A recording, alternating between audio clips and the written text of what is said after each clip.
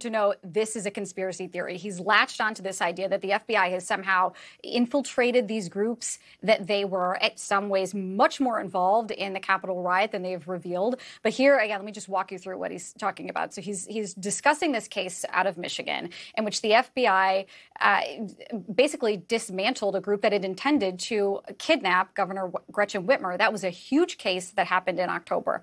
Now, the defense in that case is arguing that the extent of the FBI's infiltration actually was entrapment. That's what they're arguing here. So Ron Johnson making this jump that from that case, those accusations by the defense that the FBI somehow entrapped these defendants is in some ways suggesting that the FBI also deeply infiltrated the groups that went to the Capitol that day. There's no evidence to suggest that the FBI knows that much more about these groups that infiltrated the Capitol, that they were in any way, part of that attack, as some people on the right and some people in conservative media have asserted.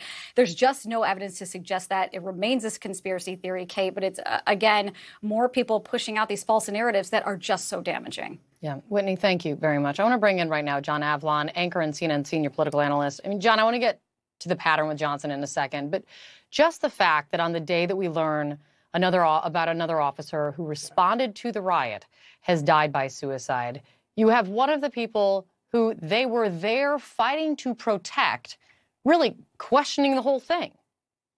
Yeah.